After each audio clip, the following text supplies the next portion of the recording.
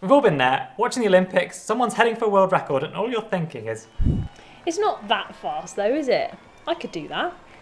Today we're going to be taking a look at all of the different running paces, what they mean, how they fit into your training, and ultimately what they look like for Sarah and I on Zwift. So that means that a steady run for me could be Sarah going all out. Whilst my easy run could just be a brisk walk for Andy. We're going to take you through some common running terminology. Steady, tempo, intervals. And what those mean to you, but stick around until the end because you're also going to get the chance to watch Sarah and I put our lives and bodies on the line as we take on Eliud Kipchoge's sub-2-hour marathon pace. Sounds pretty fun, right? Well, in return, we just have one tiny favour to ask you. Simply clicking like or subscribe is so simple, but it absolutely means the world to us. So thank you in advance. Now, let's get stuck in and find out about those paces. Paces are personal and they're going to look really different depending on who you are. So we're going to talk you through exactly what the different paces mean, how you could incorporate them into your training and what they should feel like. And then Sarah and I are going to hop on the treadmill and find out exactly what those paces look like for us. Now because we're on the treadmill, we're going to use Zwift to illustrate the different efforts with different colours corresponding to the different pace zones. If you're looking for some workouts to take you through each of the different pace zones that we're going to be talking about today, there are a selection of them in the training folder on Zwift. So let's start off with the basics. Your watch, a coach or a training plan asks you to do a 30-minute run at a slow, easy or recovery pace. But how slow is slow? Well, actually that's a little bit of a trick question because your easy pace is going to be relative to your normal running speed. But to maintain that easy pace, you should always be able to have a full conversation whilst running. So think of it as a 3 or 4 or maybe at a push, a 5 out of 10 in terms of effort. We've mentioned it in a few videos before, but it's really important to treat your recovery runs as just as important as your faster ones. Now there are less intense efforts that aren't going to set you any PBs, but they're important to fill the gaps to space out your harder efforts. It's important to listen to your body on these runs and not go too hard, and ultimately this is when the adaptation happens to all of the hard training that you've been doing. Even then though, each person's recovery run will look very different. So here's my recovery run pace. And here is Andy's recovery run pace. So notice how Andy is running faster, but we both look relaxed. Neither of us is overreaching with our leading leg, nor are we leaning forward like we've got places to be. However, if I tried to catch up to what Andy was doing, there's no way I'd be able to hold a conversation and I'd look a lot more forced and I'd be going much faster. The next rung up are steady runs, sometimes referred to as endurance runs. Now for those of you that have been grinding away at training plans, something I am all too familiar with, you've probably come across this term quite a lot. Now steady runs are roughly round about your marathon pace, and depending on who you listen to, it's either slightly faster or slightly slower than your marathon pace, but ultimately you're looking for an effort level of around 5 or 6 out of 10. Now it's important to know that sometimes that same level of exertion won't allow you to run at the same pace that you might have been hitting on a run, even if it was just the day before. That's totally normal, and it's important that you listen to your body and allow yourself the chance to run at the right pace and effort for you. So here's Sarah's steady pace, and like she said, she's had quite a lot of chance to fine-tune this during her marathon training. And this is what my steady run pace looks like for comparison. Now, we're both operating at very different paces here, but ultimately running at the same relative intensity or level of effort for us. Sometimes the slowest paces, like the recovery or slower runs that we looked at before, can look a little bit unnatural or uncomfortable because they're not mechanically efficient for you. So you should find now, as we step up through the paces, starting with this steady run pace, that we start to look a little bit more natural and a little bit more comfortable.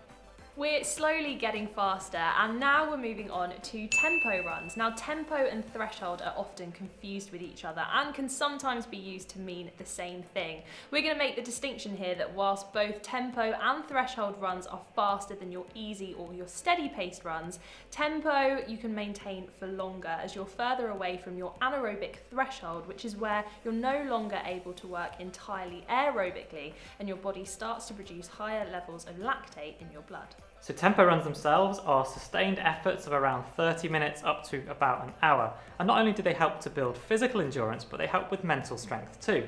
So if you're training for an event like a half marathon or a full marathon, then these are the type of runs that are ultimately going to help with that mental resilience as it comes to the end of those longer runs. So this is me running at a tempo pace, definitely a bit more challenging than a steady run. And here's Andy during a tempo run. As you start to increase your pace, it's important not to overstride where you might reach out in front of you. You can see both of our foot contacts are now a bit quicker and we're spending less time on the ground. Moving on now to threshold pace. Now this one is a little bit more scientific, but that does mean it's more clearly defined.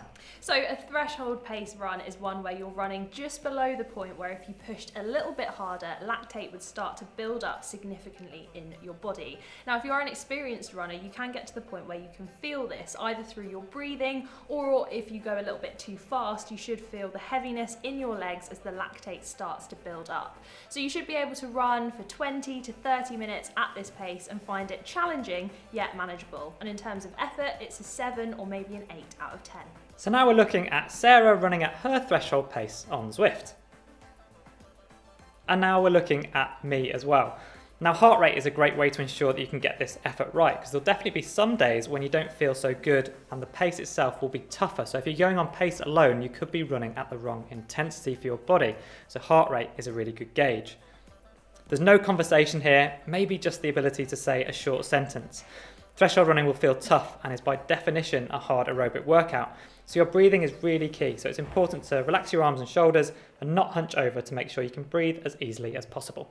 On to the hardest one now, interval training. Once you're running at a pace faster than your half marathon pace, then you'll be running at an intensity where there's some degree of anaerobic energy production. So that could be in a race, like a 5 or a 10k, or it could be shorter efforts as part of an interval session. You'll likely want to space these sessions out, and you should definitely try to avoid doing back-to-back days of hard efforts. We're talking a 9 or a 10 out of 10 in terms of effort. Here's a clip of me running pretty much as fast as I can.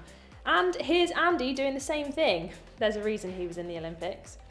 Andy says these faster paces are where he feels most mechanically efficient and effective, but that you'll fatigue much quicker, and therefore any imbalances in the way that you run can become more exaggerated and potentially lead to injury. I'm at my steady pace, but for some reason we've now agreed to take it up to Kipchoge's marathon pace. Sub 2 hours, 21.1 kph. Madness, let's get stuck in. Okay. Quite a big jump. Let's go.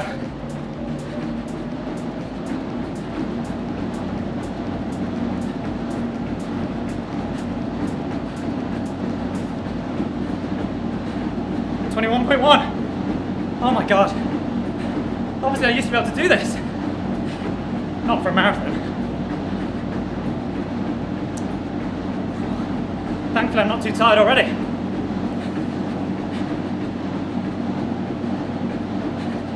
So it's crazy, doing this for 2 hours, I think I've probably got 4 or 5 minutes. 1 mile, 1.5k. That's how long I can do this for.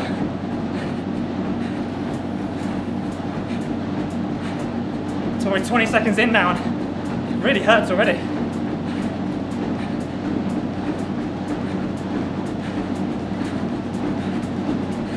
This is what we do for you, the Running Channel audience. But now I think it's Sarah's turn, don't you? So I'm at steady pace, which for me is 12 on the treadmill, and I need to put it up to 21.1. Oh dear. Right. I'm going to go slow and steady, up to 14. Oh my goodness, up to 16. Woo! Up to 17. Up to 18. 19. 20! 21.1! How does he do this for 2 hours?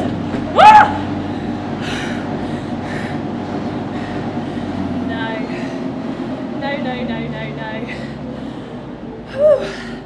That's a no from me. Oh, that was quite tough, wasn't it, Andy? No, not really. Pretty straightforward. Just kidding. That was really tough. Now, if you'd like to get a flavour for the different paces that we've talked about today, then we've put together a selection of different workouts for you to try.